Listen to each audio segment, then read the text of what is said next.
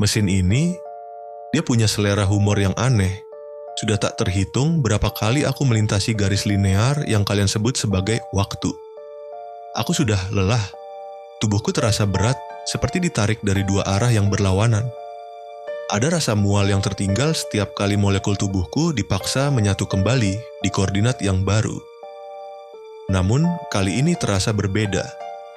Tidak ada bising mesin uap dari era industri, tidak ada kilauan neon dari masa depan yang terlalu terang.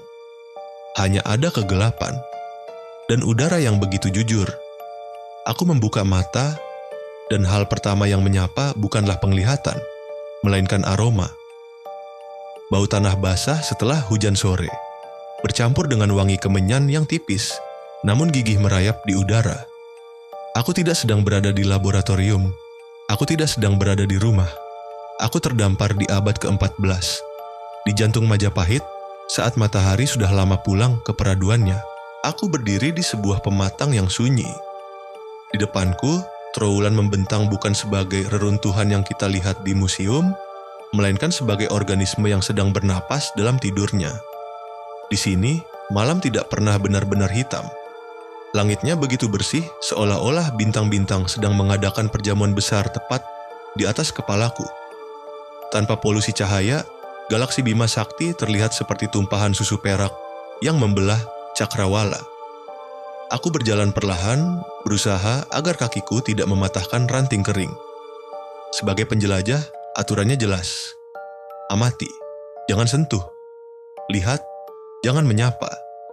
Di kejauhan, aku melihat siluet yang sangat kukenali. Candi Tikus. Namun, ia tidak terlihat seperti tumpukan bata merah dingin yang biasa dikunjungi turis. Malam ini, ia tampak seperti altar suci yang turun dari langit. Cahaya bulan purnama memantul sempurna di permukaan air kolam petirtaannya. Permukaan air itu tenang, hampir seperti cermin hitam, hanya sesekali terganggu oleh riak kecil. Mungkin ikan, atau mungkin hanya bisikan angin. Cahaya bulan membuat bata-bata merah itu berpendar pucat, memberikan aura magis yang membuat bulu kuduku berdiri. Aku bisa melihat detail ukirannya yang masih tajam, belum tergerus zaman. Di sudut-sudut bangunan, ada beberapa obor yang terpasang di tiang kayu. Api itu menari-nari, melemparkan bayangan panjang yang tampak hidup di dinding-dinding candi. Bau minyak kelapa yang terbakar dari obor itu menusuk hidung, memberikan rasa hangat yang aneh di tengah dinginnya angin malam pegunungan. Aku berjalan lebih dekat ke arah pemukiman. Rumah-rumah di sini terbuat dari kayu dan anyaman bambu, dengan atap rumbia yang rapi, semuanya hening. Hanya sesekali terdengar suara lenguhan lembu dari kandang di belakang rumah, atau suara gumam pelan seseorang yang sedang mengigau. Lalu, aku melihat mereka. Dua orang penjaga malam sedang berjalan santai di jalanan tanah. Mereka mengenakan kain jarik sederhana dengan keris yang terselip di pinggang belakang.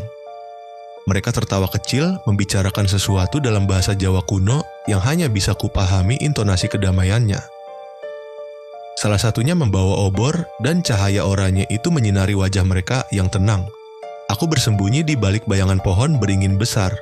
Disinilah rasa itu muncul, sebuah rasa kesepian yang luar biasa tajam. Aku berada hanya beberapa meter dari mereka.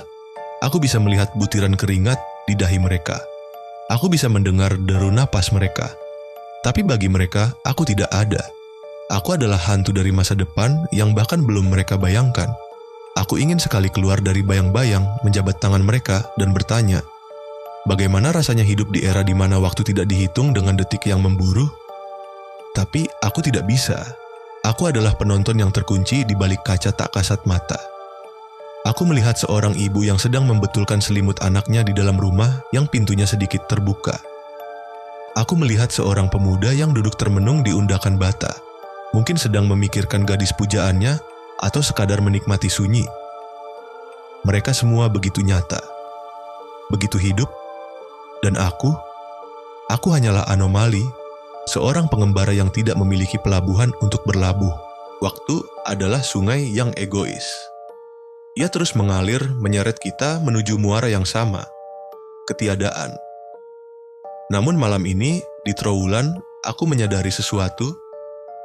Meskipun mesin waktuku akan membawaku pergi sebentar lagi, meskipun peradaban megah ini suatu saat akan tertimbun tanah dan menjadi dongeng bagi anak cucuku, momen ini tetap abadi. Keheningan malam ini, cahaya bulan di atas candi tikus, dan aroma kemenyan yang menyatu dengan udara malam, semuanya tidak benar-benar hilang. Mereka hanya diam di tempatnya, menunggu untuk diingat kembali. Kita sering berpikir bahwa kita sedang mengejar masa depan, padahal sebenarnya kita hanya sedang berjalan menjauhi akar kita.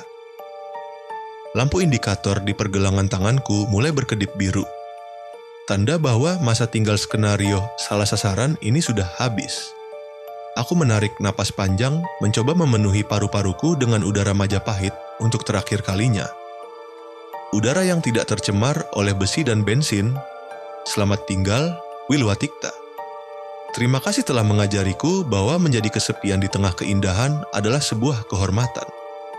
Aku akan kembali ke masaku, ke tempat di mana semuanya serba cepat dan bising, namun aku akan membawa secuil ketenangan dari malam ini di kantong jaketku. Karena pada akhirnya, kita semua adalah penjelajah waktu di hidup kita masing-masing. Terus berjalan, namun selalu merindukan tempat untuk berhenti sebentar saja